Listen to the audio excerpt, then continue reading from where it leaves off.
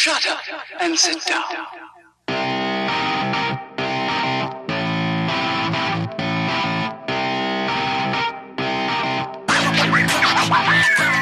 What's going on, guys? This is the MMA Complex. My name is Josh. And I'm James. We're back, brand new episode. It is February 9th, 2021. This is episode 209, I think. Thank you guys all for joining us again. Listeners and watchers on YouTube, make sure you like, subscribe, share, retweet, comment, tell your friends about it, and Spread the love. Yeah. Thank you all for all returning listeners and last-time listeners and everybody in between. So thank you guys all for joining us today. Got a good show for you guys today. We're going to cover some of the announcements and from different promotions, from like Bellator, who had a press conference today. Ariel Helwani's interview with Nate Diaz. I'm going to touch a little bit on that. Different stuff throughout the MMA world currently going on, and a little bit of a bunch of other stuff. So everything going good? Yeah, man, I can't complain, dude. Good, man. Anything you've been up to? Anything that's going on? No, in your life? I know this past weekend was the Super Bowl, so I just ate a bunch of junk and a bunch of good food. Some more of the wine that I got last week, and The Vanderpump line. yeah, tasty. But yeah, I mean, that day I fucking pigged out, so I ate so much food. Do you still have the bottle? Did you drink it all? No, I'm about like a little under the half. Yeah. Now I remember you told me your girl didn't end up liking it. It was just wrong for her. So all that fucking dry out there, all that searching and all that like research. yeah, You finally find it, and she doesn't even like it. No, she fucking took a sip and she goes, she poured it in my cup. I was like, I mean, I wouldn't do that. If someone did that, if I knew someone did that for me, Yeah. I'd fucking pretend to like it, but that's just me. Yeah. No, I agree, man. I agree. There's certain things like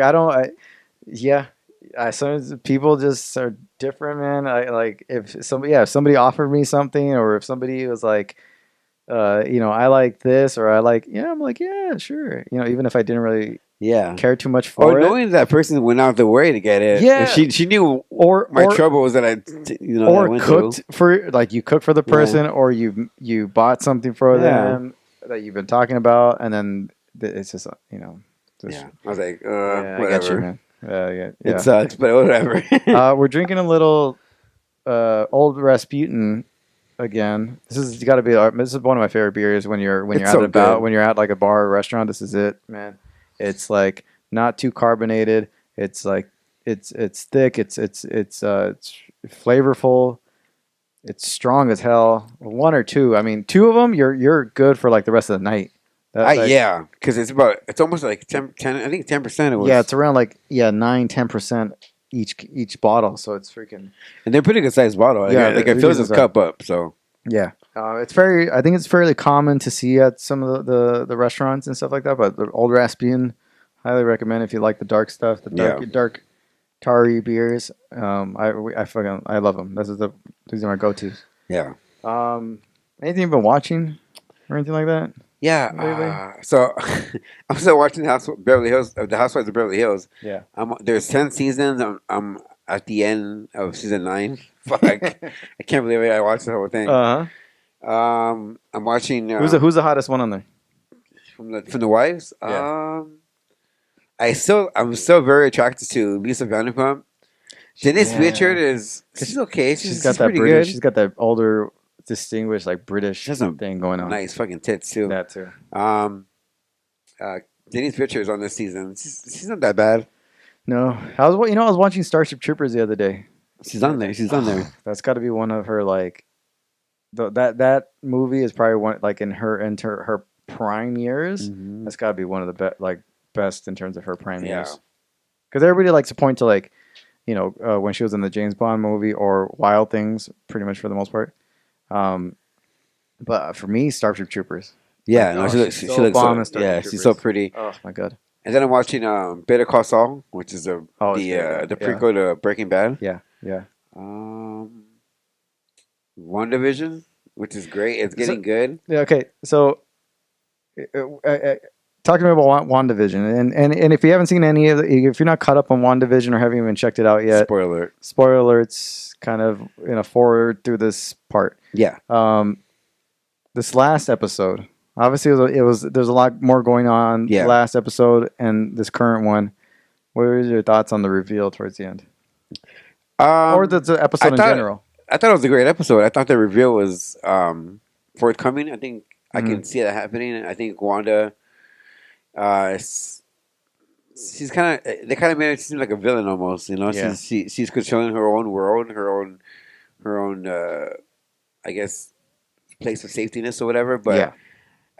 I think it was great. I think the storytelling is good, and I think because in the beginning I had a problem with the whole sitcom thing. Yeah, it was too much. It was right? too much, way too much. It was Yeah. like you have to watch 3 episodes of this sitcom before you get into any kind of story. And it's still kind of like majority sitcom because Yeah. they do different types of sitcoms throughout the And years. I didn't know they're doing like what the 80s sitcom, 80s, like a Roseanne Family type of thing. Ties. Yeah, and like a Family Ties. Yeah, so Yeah. I think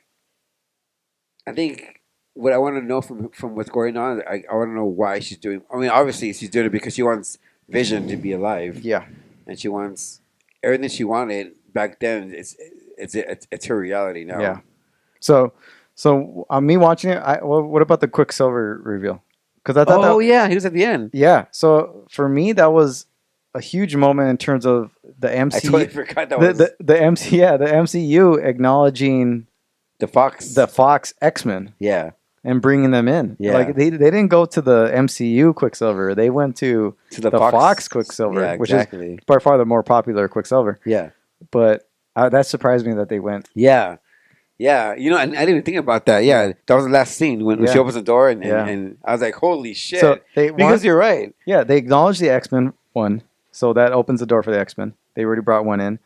And two, it's the Fox Quicksilver. It's not the MCU Quicksilver. I gotta rewatch that episode then. I gotta rewatch it, the whole thing. I thought that was crazy. I wasn't expecting that. Yeah. So, there were rumors that like there's gonna be a big reveal, like maybe even Ian McKellen might come in as like Magneto, because for all you non-comic book nerds, Magneto's her father, Quicksilver's her brother, and stuff. So there's a big comic book storyline that's running through this kind of series called the House of M. Is basically kind of what they're kind of like a loose interpretation of that storyline, the House of M. So if you can watch read House of M or pick it up, and that's basically kind of like their storyline. That's good. That's crazy. Yeah.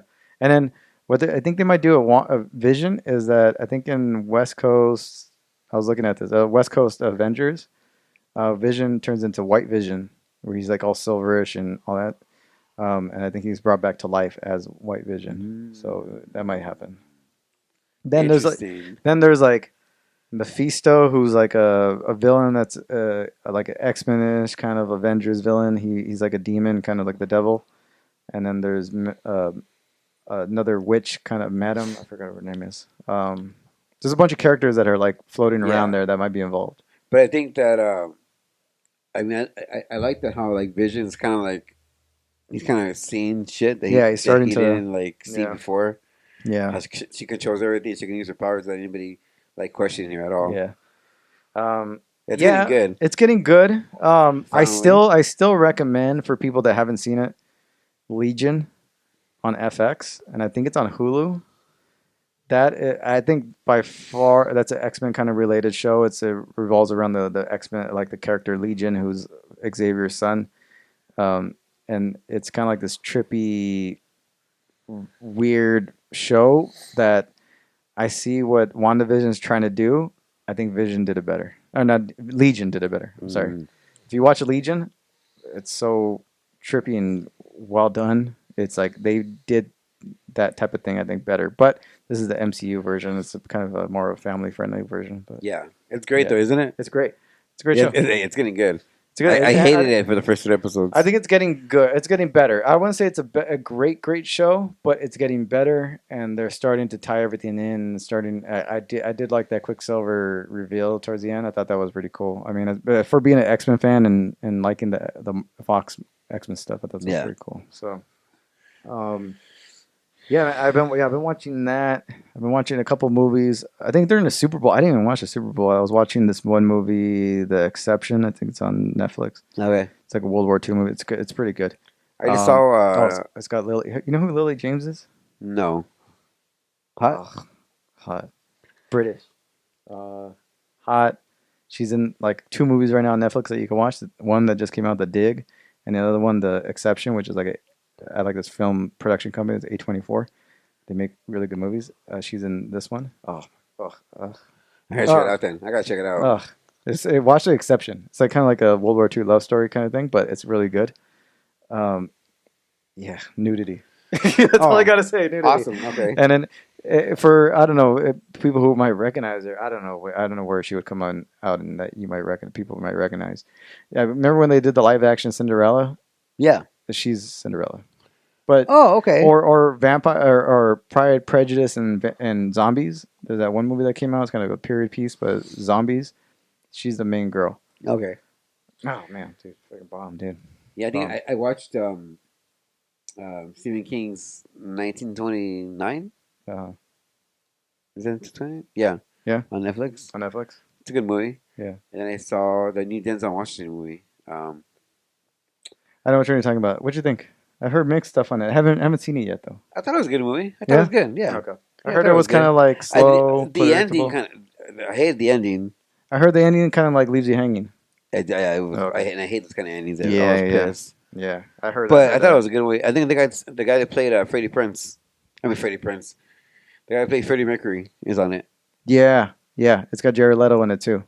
Rami. Yeah, Joker. Rami Emanuel or something like that. I know what you're talking about. His character is good in that movie. Yeah, it's a good movie. Yeah, man. I've been watching a couple of stuff. I've been on a Lily James kick right now, man. She's my favorite right now. So, but those are good movies. Check it out. What else? Let's get to some fight talk because there's a lot. There's the Bellator stuff. There's the Nate Diaz stuff. There's a fights this weekend. Gilbert Burns and Usman. So we'll get to that right now. All right. So today we had a lot of announcements. We'll get to those. But first, let's recap last week's events. Starting off with Paige Van Zant making her debut on BKFC. Thoughts on the fight? What do you think? I just thought she looked awkward, uncomfortable, and I think that I don't know, like. You notice that she's not fighting in MMA fighting for herself as well. She just seemed uncomfortable in there. Yeah. She seemed like she wanted to mix it up a little bit more as far as mixed martial art fight, but she couldn't. Obviously for the rules. Yeah. And I just thought the whole time they were fighting, I just thought, man, she should have won a Bellator. She missed a great opportunity. But I don't know how much she's getting paid with this organization. So I think she got like $400,000 to like show and fuck, that's a lot of fucking money. It's a lot of money, not counting sponsorships and all that. So so maybe that was a good thing for her. It's a good thing. I don't know if it's a one-time thing for her, and she's planning to go back to MMA. She's gonna do it again in BKFC. It's a big adjustment for her. From what I saw, what I gathered, it's a big adjustment. It's not boxing. It's even a bigger adjustment than boxing because you almost would have to, I would assume, spar with 4-ounce gloves in your gym and MMA because it's the only thing that could closely mimic it. She didn't look fully comfortable at moments. It's like she was in her like instinctually reacting to like an MMA fight. Like she was expecting a Muay Thai knee to the gut. She was doing like Muay Thai clinches, and she even lifted up her knee at one point. Like, and it just didn't. She didn't seem fully comfortable in that setting, and that kind of surprised me a little bit. And it also makes me question her ceiling as a fighter. Like at this point, you're a seasoned kind of MMA person, even though you don't have like a lengthy record. You've been in the game for quite a while. You've been still that better. Yeah, you've had time to develop all your skills, and you're still at this point, like, I don't know, not fully comfortable in a physical fight altercation. Even when it comes to MMA, when it comes to the striking, she's not entirely comfortable, so she'll revert to the jiu-jitsu, and then she's not totally knowledgeable in the wrestling and the jiu-jitsu to like dominate certain girls. Like she's more of like a scrambler type of person, and she'll catch you then. I don't know. It's very. It's not amateur, but it's just slightly above. She's very like inconsistent, and very inconsistent, and you not expecting her to go into this BKFC situation, this bare knuckle boxing, and dominate, but not look so uncomfortable in that setting. and she looked uncomfortable.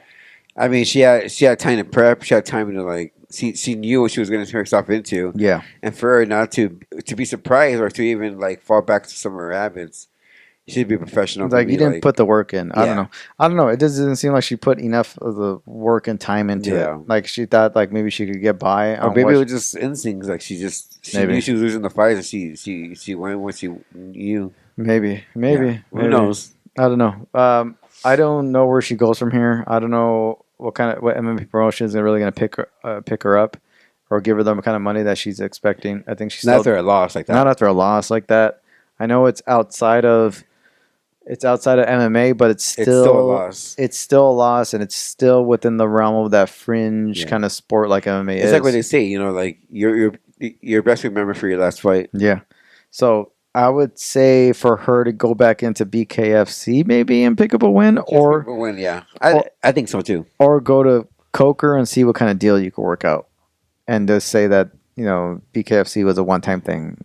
Yeah, because I think her success would be in mixed martial arts. I think so too. I think she has the most success, and you have the more opportunities to win.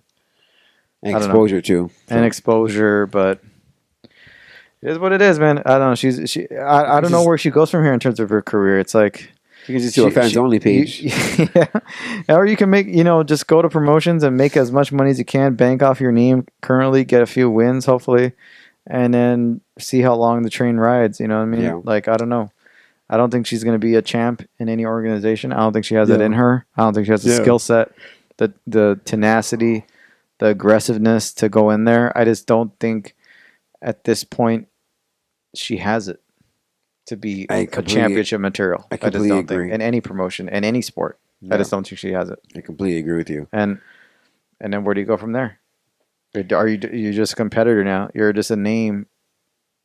And just make as much money as you can and get out and maybe join a commentary gig somewhere. Yeah. I don't know if she has any aspirations in terms of Hollywood aspirations. I don't think she's got that kind of talent. Who knows? But yeah, I think she just needs to like go back to the drawing board, train, pick up a win.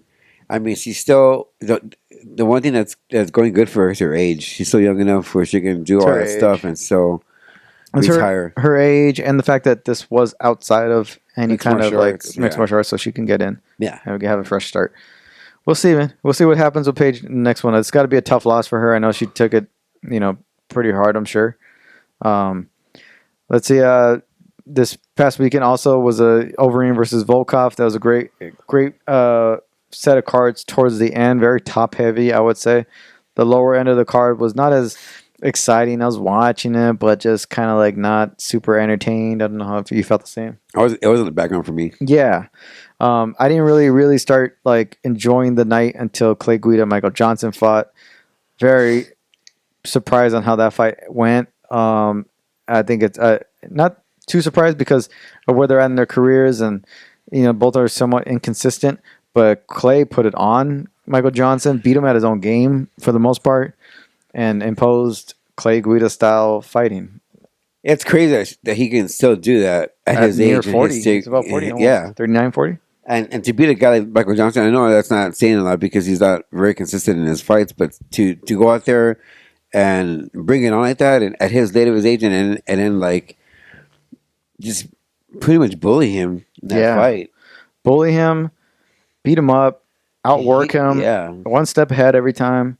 And I mean, like, where the fuck does Johnson go from here? Like, where does he go? I don't know. You can't.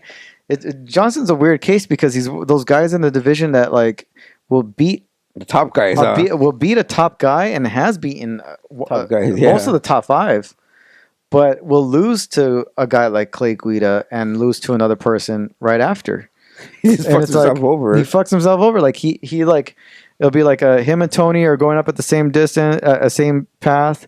He beats Tony, and then Johnson loses his next one or two, and then Tony wins 7 in a row. You know what I mean? It's like right. That's the story of Michael Johnson's career, and he'll beat a Dustin Poirier, and then like lose 2-3 fights to like guys that are not Dustin Poirier, and Dustin Poirier goes on a 10-fight win streak. I mean, that's you know what I mean. That's his. He's got fast hands. He catches a lot of guys, and he's beaten a lot of the top names in the division currently, but could never put it together a string of wins that keeps him at the top. If there's one word to describe Michael Johnson, is inconsistent For sure. and. I don't know where he goes from here. He's a great wrestler, and for some reason he's I don't know how in the hell he got. But he's got fast hands. He's got great boxing. Yeah. I don't know where he goes from here either. I don't know where he goes from here. Clay Guida obviously is just looking to. He's got 2 or 3 fights on his contract. I think he's going to fight those out, and then who knows? Who knows? Yeah, he wants to be a professional fisherman. Maybe So I think he's been smart with his money. I think he lives in an RV. Yeah, so it's crazy. He's probably been cashing those checks. I mean, I can see Michael Johnson just fucking maybe the UFC uses him as a guy to like be a stepping stone for a prospect. Basically, I think he's at that point in his career. It's kind of sad. Corey Sandhagen defeating Frankie Edgar. 28 seconds of the first round, flying knee. Good Lord, I was like, I was like, Jesus Christ! And the way that Frankie Edgar fell down, I know he fell like forward, didn't he? That delayed reaction. Ooh, yeah, vicious. Ugh, sad. It's sad. I mean, I think Frankie Edgar should. I think everybody felt sad. He's not going to get credit. He's going to fight out his contract at least. He already said Frankie Edgar. But he's been consistently picking up wins. He'll drop one, go on a 2-fight win. So he's still at the top of the division, but yeah, his chin's always been suspect. Well, he's always been he's been very easy to hit, but he's very tough and very durable. But this you can't get past the flying knee like that. It's pinpoint accuracy and it takes him out in 28 seconds. Corey Sandhagen obviously he's looking for the Aljamain versus Peter Yan winner. That's his, and he's got TJ Dillashaw saying that he deserves a title shot when he returns this year. I feel bad for Corey Sandhagen. I see the UFC possibly matching him with TJ as a return fight and number 1 contender battle. After all that, I think Corey deserves it.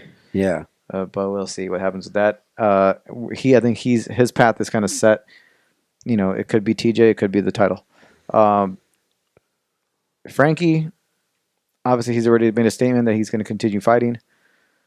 But, man, that was a tough thing to watch. Man, we've been watching the fight for a long time. We've been around the sport for a long time. We hung out with Frankie Edgar. We hung out with Frankie at one point. It was sad to see because Frankie is now the old guy. Which is weird. It was weird. Because I remember when he first made his UFC debut. Against Tyson Griffin. I loved that fight. I would show people that fight as like, this is kind of like what MMA is all about. Yeah. Because it had a little bit of everything in it, and it was just scrappy, and it was like just transitions. And Tyson Griffin's one guy that fell from grace. Oh, yeah. Remember we saw him at a fight, and he looked like super fat? Yeah, he was at EBI one time. He competed at EBI. Yeah. Yeah, I don't know. Frankie's just an old guy now, man. He's 39. Dude. Like, he's been fighting for a long time. We've been watching for a long time. You remember shooting pool with him? That makes me feel old and feel like a fucking loser. You know what I mean? I don't know. Does it? Yeah. Fuck. Because we saw this. We're old. We're near that age. Yeah. And we've seen his career, and he's had his whole career. He's had a legitimate pro UFC career, Hall of Famer, and then I'm like, damn, what have I done with my? Yeah. I don't know. Yeah. Do you remember like we shot pool with him? Yeah. It's crazy, right? It's crazy. It was Henzo was there. Henzo. It was for Marlon's fight. It was one of Marlon's last World Series of fighting fights. Yeah. I think it was in Anaheim. But yeah. Yeah, it was in Orange. No, somewhere on the block. It was at the block. Yeah, it was at Orange. It was Yeah, because it gave the announcer, right? Yeah, we gave that. Was a world. Well, he's a Bellator announcer now. Yeah. But he was a World Series fighting announcer then, and we gave him a right to the hotel. Remember that. And he didn't remember this the next day. I remember that too. Let's see. So yeah, that was that. So we'll see what happens with Frankie. I think he's going to continue fighting. He'll probably retire, I think, at the end of his contract. At least I hope. Volkov versus Overeem. Your thoughts on the fight first? I thought there's some points in the fight where I thought Overeem shined, but I don't know. The last round, I don't know what happened with him. I think there was this like trip up, and he fell, and then Volkov jumped on him, and I think at that point he broke his nose, and you can see there's like a crack, there's like a gash right here, and it was like all flapping, and I think he broke the bridge of his nose, and it went up, and you could see at that point he was like shaking it off, and then Volkov started throwing the jabs, and then yeah, so it looked like he broke his nose, looked like, and at that point, Overeem was kind of like breathing out of his mouth, and he was trying to gather his like his wits. And I think at that Volkov was just, he took advantage of that. Took advantage of that, and then Overeem couldn't adjust. He just couldn't get it back together.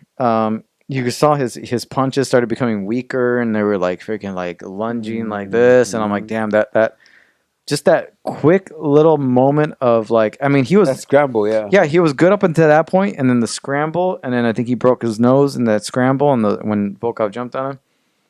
And it was really just a trip almost. It wasn't even a punch.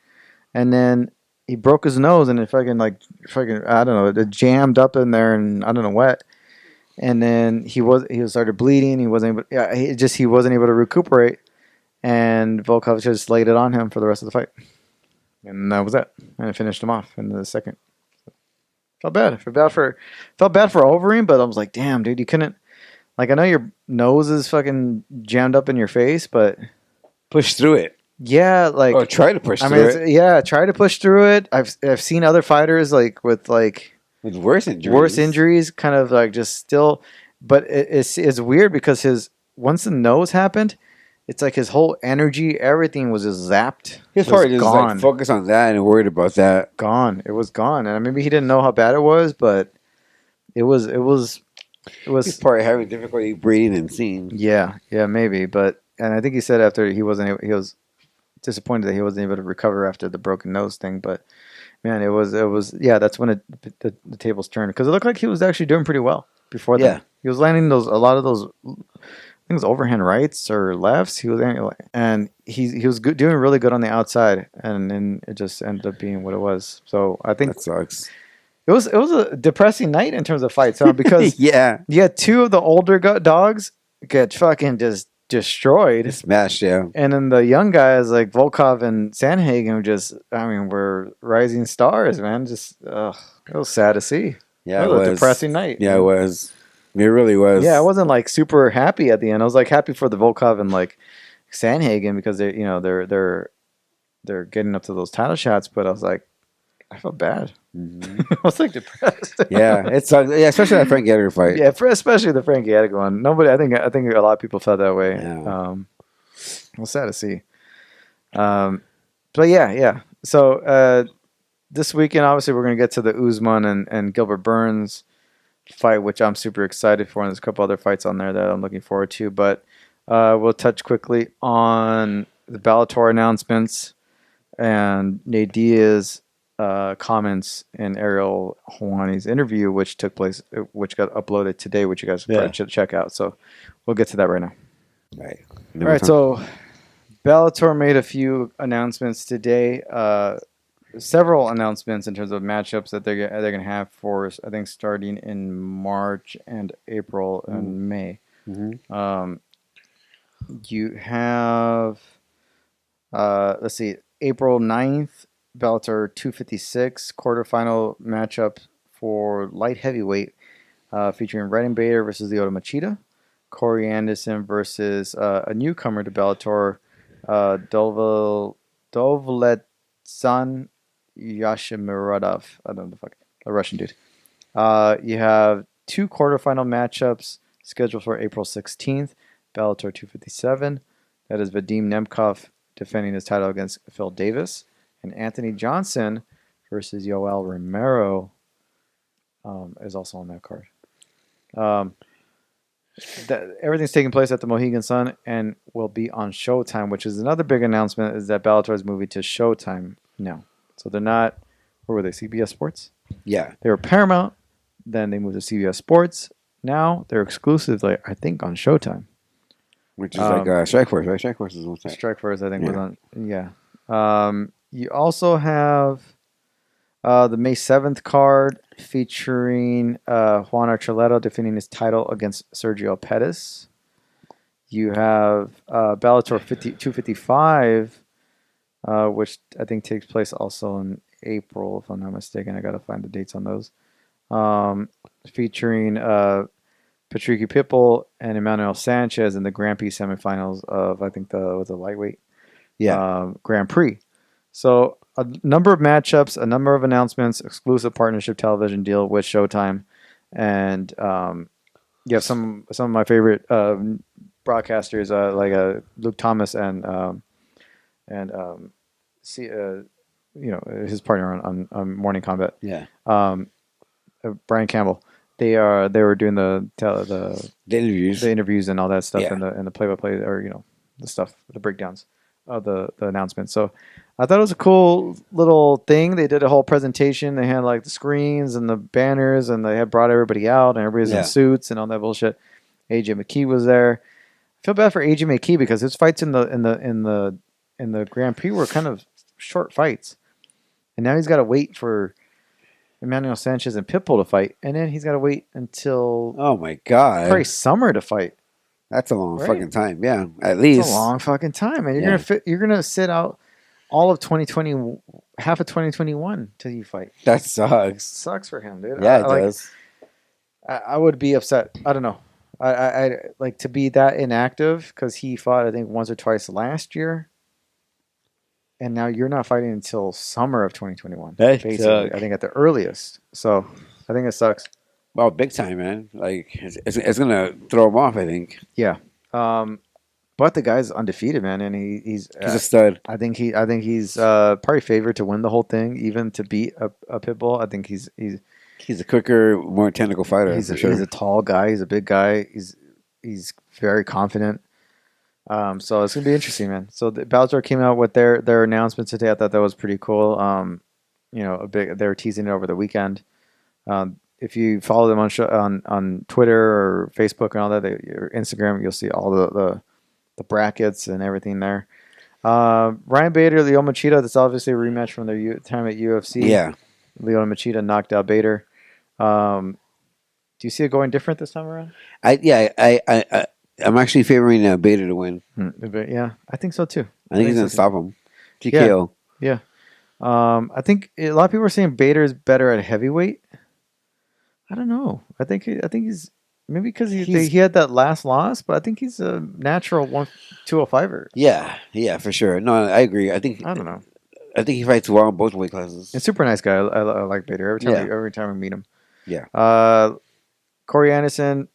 Ugh. I mean, but that's what happens when you're coming off a loss. You gotta fight a dangerous newcomer. Yeah.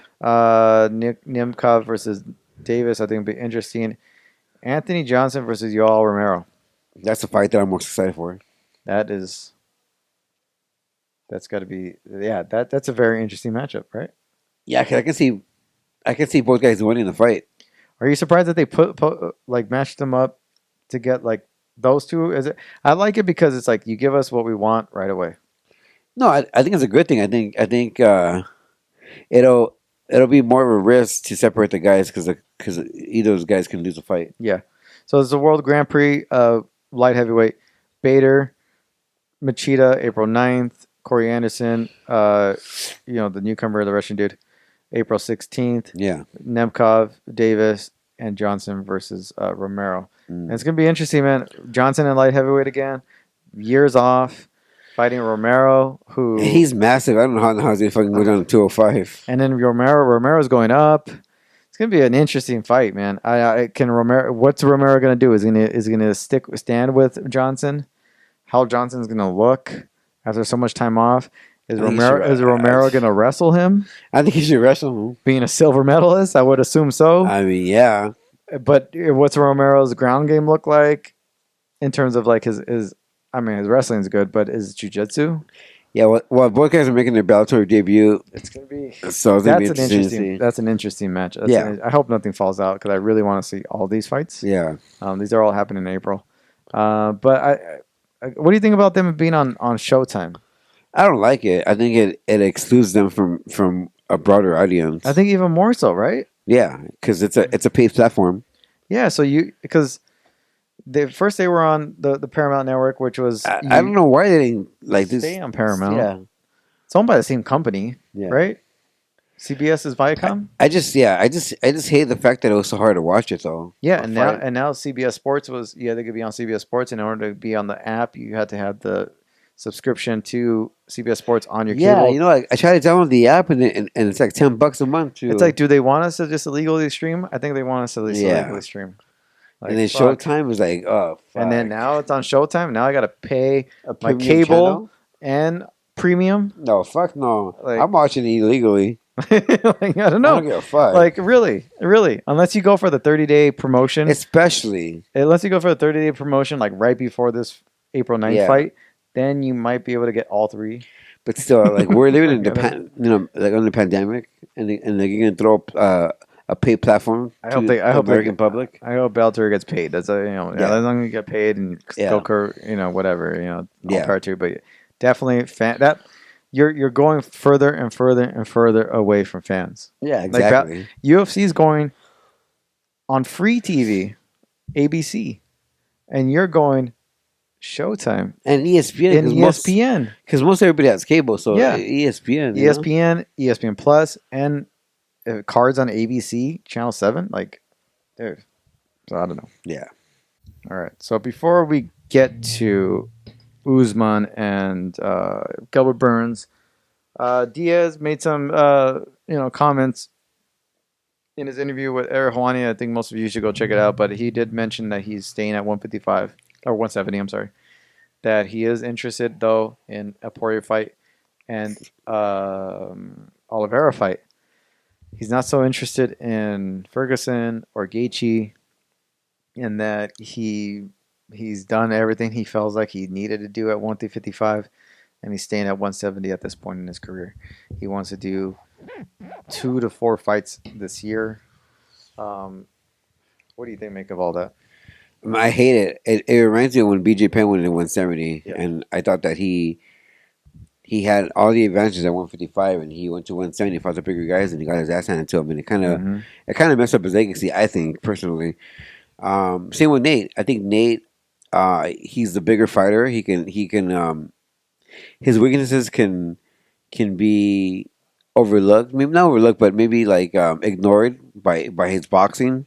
Mm-hmm. Even though guys at that weight class, tend to like kick, but they're more, wrestling based. Yeah.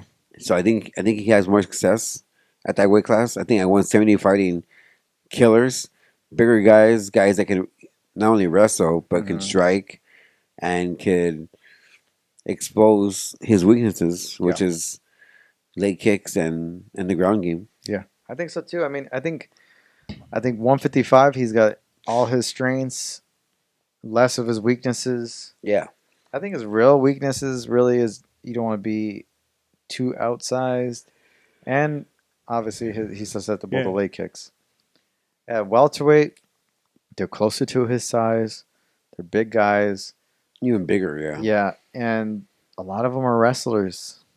They're just, and I know he's a good striker, and he's a jiu-jitsu guy, but he's not a good wrestler.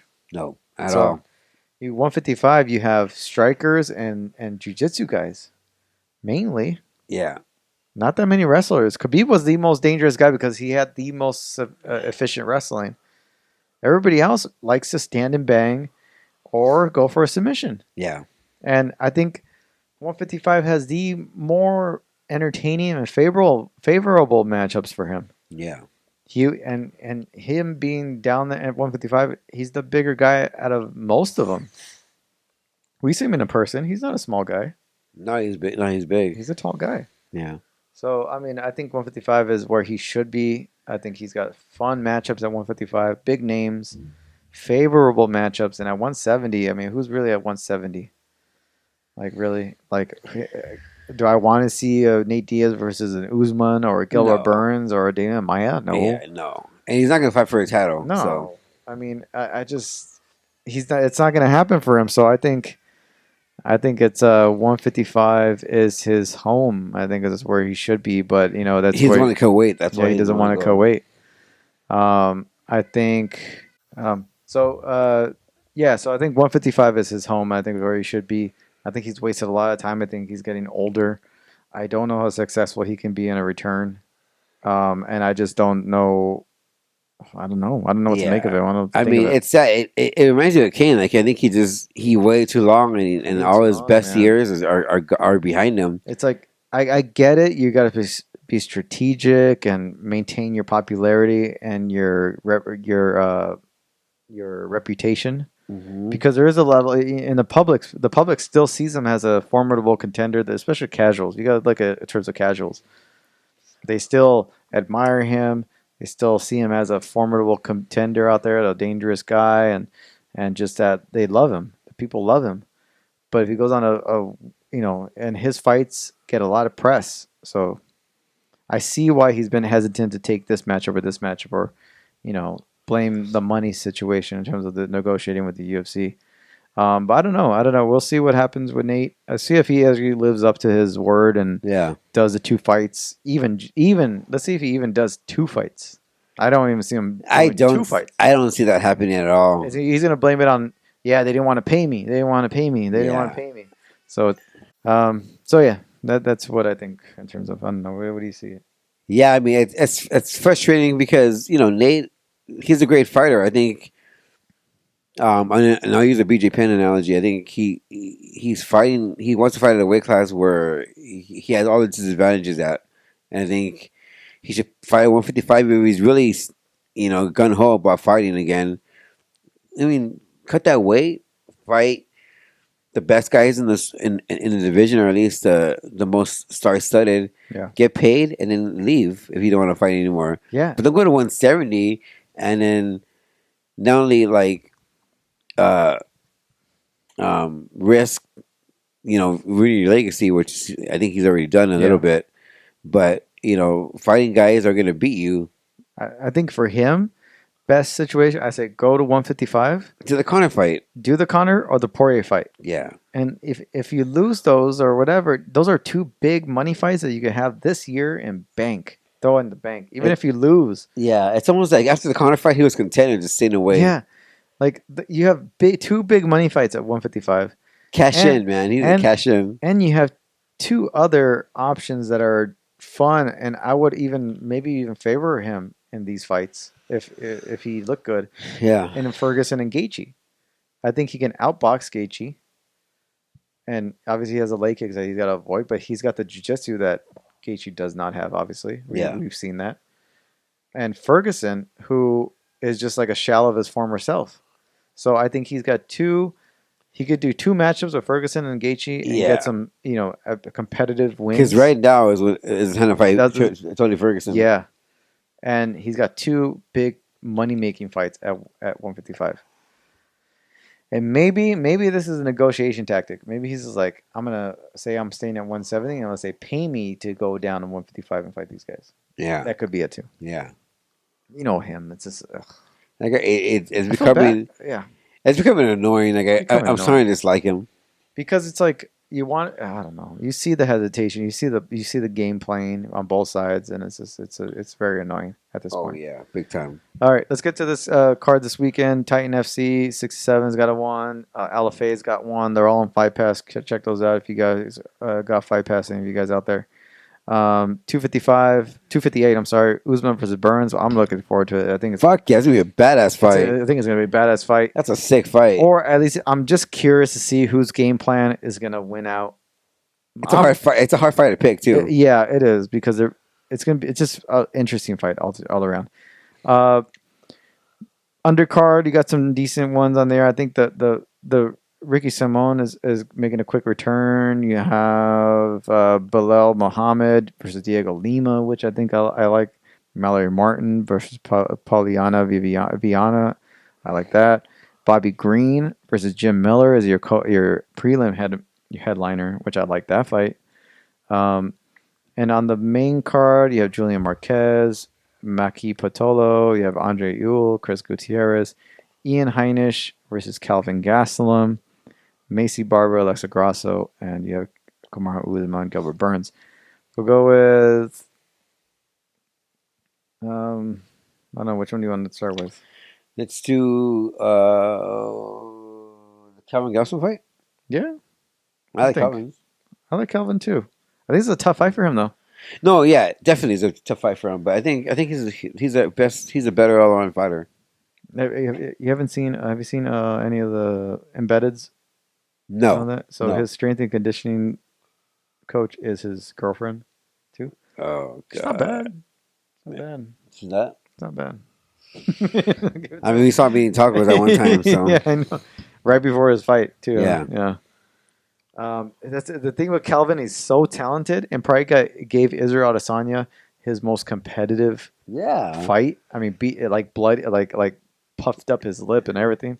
He seems so fucking lazy. He's so talented. He gave Tyron Woodley, when Tyron Woodley was Tyron Woodley, his most competitive fight, but he just can't fucking be disciplined. He just can't be disciplined, man, and it just shows. Like he doesn't want to cut the weight. He's once or going on a diet. Yeah, 170. He missed weight all the time. That's why he moved to 185, and then he's fighting big ass dudes. And then you're winning some, you're losing some. So you're inconsistent, but he's so talented that he can stay at the top, a top 10 at least. At 170, especially, he might hit 170 and be a killer. But at 170, if he would have get disciplined, he would probably be champ. Oh yeah, definitely. He would be champ. Yeah. If he would have put it all, like you're at a good camp with Kings, you get a nutritionist, you cut down to 170, you would be in the top 5 at 170. Easy. And now he's hovering in the top 10 somewhere. Yeah. It's just at 185. And Ian Heinisch is no joke. That's a tough fight for him. Macy Barber versus Alexa Grasso. By the way, go Barber. She's a dog. Yeah. Alexa Grasso is tough, and she's a dog too. She's not inconsistent though. I mean, she's very inconsistent. She's very consistent. And I think that's why I say Barber. I think is just she's tough. She's aggressive. She's a smart, talented girl. She's come off an injury, but I think she'll look good in this fight, and I'll probably go Barber. Kamaru Usman versus Gilbert Burns. A tough one. This is a tough one, but it's not a tough one. I'm gonna go Gilbert Burns. You know, I'm rooting for Gilbert Burns because I like the guy. I like the way he fights. You know, if you watch a countdown show, you even like him more. Oh, sorry. That's good. But Usman, he's just not likable. Usman is just not a likable person. He's not. I'm sorry. He's not a likable person. He's boring. You know what he's gonna do in the fight. He's got his stand up to, you know, get in there and clinch and press you up against the cage and take you down and wear you out, and that's the whole fight. I could see him doing that in 5 rounds against Burns. So I'm probably gonna go with Usman. Okay. Even though I want Burns to win, I think I just don't see Burns having that mental strength to beat Usman's mental strength. And in terms of the game planning, I see Usman's just his whole game plan. I see it being very tough to beat with what Burns has to offer. I mean, Burns has been there with the best, and he has that championship experience. So. Yeah, but I just see Burns kind of getting pressed up against the cage the whole time. Yeah, I just see I see what Usman did to. Basically, what Usman did to what's his fucking face? Kobe? No, Masvidal. Oh, okay. Basically, what he did to Masvidal, I see him doing to Burns. Unfortunately, even though Burns I know has better jiu-jitsu, way better jiu-jitsu, I just don't see him being able to use it. Yeah, I don't know. I don't know. That's true. I'm excited for the fight. I can see that happening. And I'm not excited for the fight because I think I know I feel be a letdown. Like Yeah. Unless Burns just goes out there and starches Usman, you know. But that wouldn't happen. I don't know if that would happen. You know, like does he? You have to have a lot of power. He's boring, but he's a smart fighter. He's a smart fighter, and he's got a tough chin. Yeah. So it's like, ugh, and he's a big guy in that division. Yeah. You know, so it's a tough fight for Burns in this fight. I don't know. So that's my thoughts. So that's this weekend, 258. I'm really excited for it anyway. Yeah, me too. But that's our show. We got through it. Yeah, it was a long one. It's a long one. I mean, you guys don't see a lot of stuff that goes on, but it was technical difficulties and setting shit up and all that stuff. But we made it. We made it happen. So got you guys an episode. Hope you guys enjoy. Like, subscribe. See you guys all next week. Wear your mask and enjoy the fights.